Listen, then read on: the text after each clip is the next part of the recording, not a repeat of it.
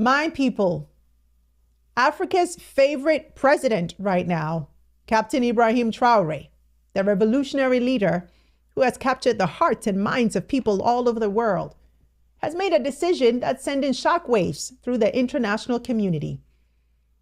He has expelled the UN's top official in Burkina Faso after a new report accused his government of abusing children, recruiting them as soldiers, committing sexual violence, and attacking schools and hospitals.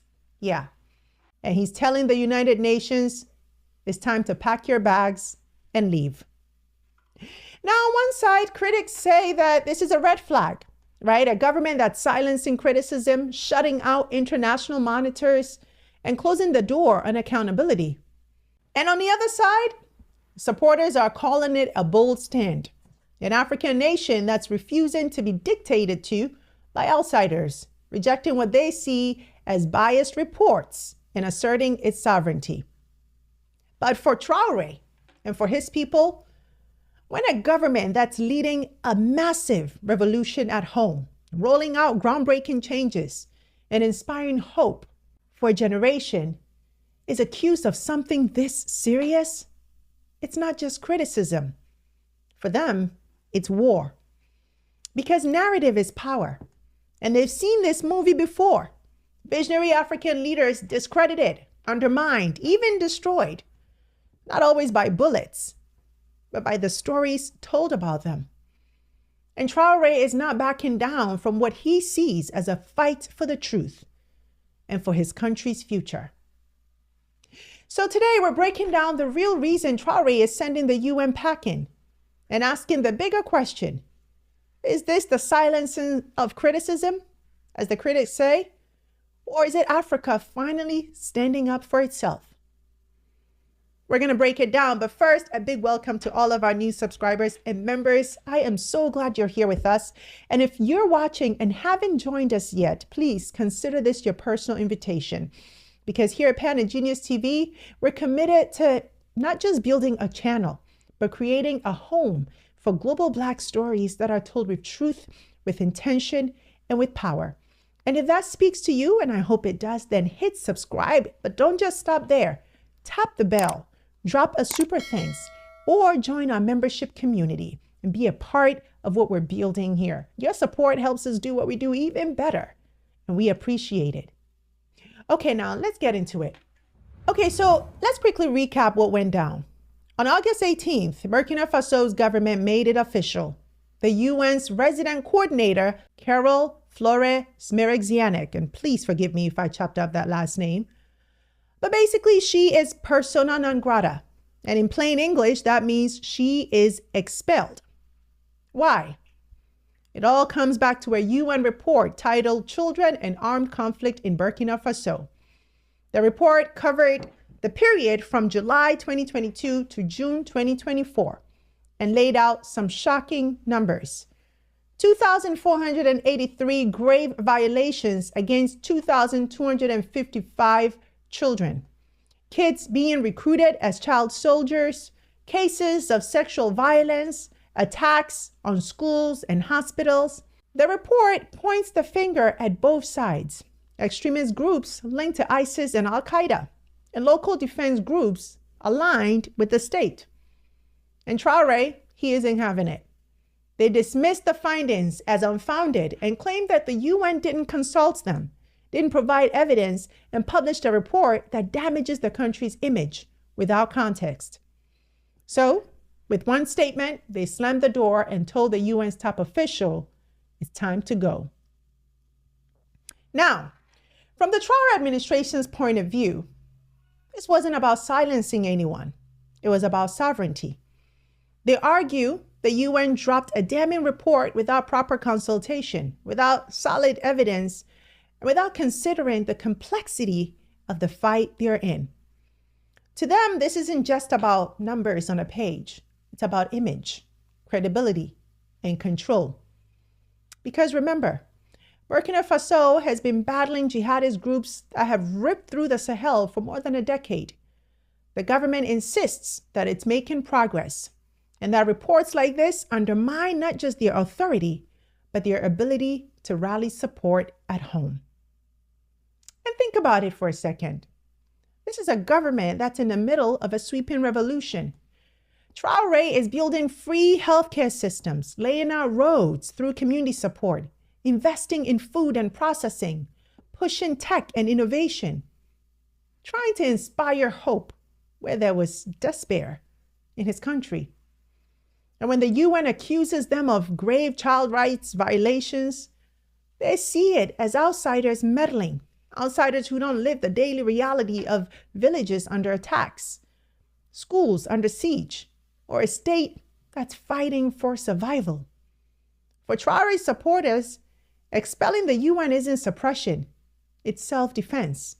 It's an African nation that's standing tall and saying, we will not be lectured, we will not be humiliated, and we will not let foreign institutions dictate our story. Now, to understand why Burkina Faso's leaders are taking this position and are very adamant about it, you got to look at the history. Because this isn't the first time African governments have accused Western institutions of undermining them through reports, sanctions, or narratives that don't tell the whole story. Think about it. For decades, international financial institutions like the IMF and World Bank dictated economic policy across Africa, policies that often collapsed local industries and left nations in debt traps. Yet those failures were blamed on African mismanagement, not on the strings attached to the loans. Well, look at leaders who try to push back. Kwame Nkrumah of Ghana, Patrice Lumumba of Congo, Thomas Sankara of Burkina Faso, Muammar Gaddafi of Libya, each in their own way challenged outside interference. And what happened? They were branded dangerous, destabilizing, or radical. Some were overthrown, others assassinated. So when Captain Traoré, who has promised to lead his country into a new era of sovereignty, says these UN reports are biased, these institutions don't see us as equals, and their words can weaken our legitimacy, they're drawing from a very real history here.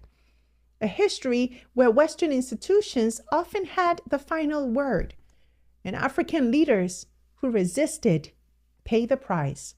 That's why some in Burkina Faso see this expulsion not as defiance, but as correction, as part of a larger movement of African nations saying, we will tell our own story on our own terms. But let's flip the coin. Critics see this not as sovereignty, but as silencing. And they point to a pattern that's happening in Burkina Faso. Because back in 2022, Traoré's government expelled another UN representative, Barbara Manzi, after she raised concerns about instability. To critics, it's the same playbook. Every time international organizations highlight uncomfortable truths, the government pushes them out. This time, it's Carol Flore Smireczniak. She was appointed UN resident coordinator in Burkina Faso in 2024 and also serves as the humanitarian coordinator for the United Nations in the country. Originally from Mauritius, she has more than 20 years of experience in development, security, and humanitarian work, serving in conflict and post-conflict settings across Africa and the Pacific.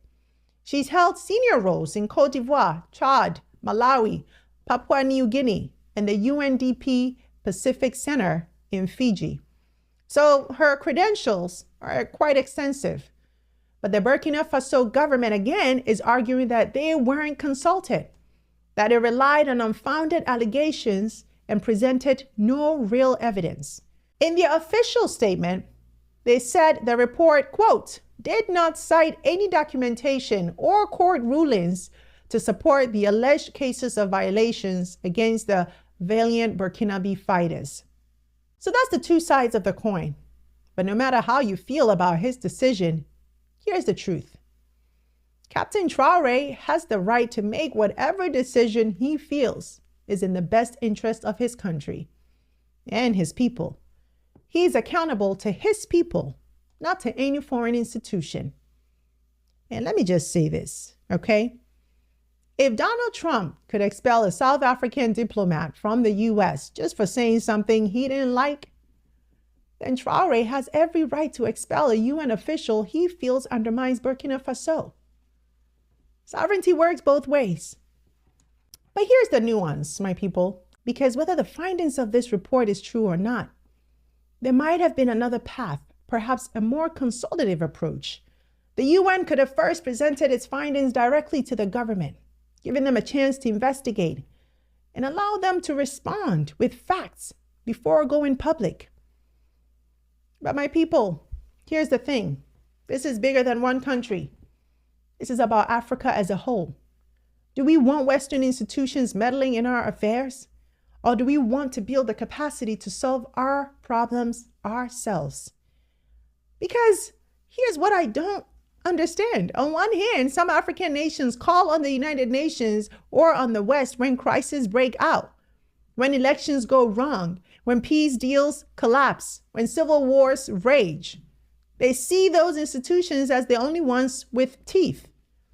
But on the other hand, others are kicking those same institutions out, accusing them of bias, interference, and disrespect. We can't have it both ways, can we?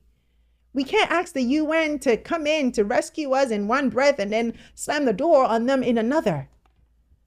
At some point, Africa has got to decide, what do we want as a continent? Where do we stand? So my people, where do we go from here, really? Africa's beloved leader has expelled the UN's top official. To some, it's suppression of criticism. To others, it's sovereignty in action. Both can be true at the same time, or maybe they can, depending on where you stand. But zoom out, and the question isn't really just about Traoré or the UN. It's about Africa. Are we going to keep relying on Western institutions to referee our disputes, monitor our elections, validate our governance? Or are we going to take that responsibility into our own hands, even if that means standing alone when the spotlight turns harsh? That's the crossroads, because every expulsion, every rejection, every call for intervention, it all adds up to one defining question. What kind of relationship does Africa want with the world? So now I turn it over to you, my people. Was Burkina Faso right to show the UN the door? Or was this a dangerous step that leaves vulnerable people without protection? And bigger than that, do you think Africa should keep calling on outside institutions, or finally build the muscle to solve our own problems? Drop your thoughts in the comments and let's have this conversation together.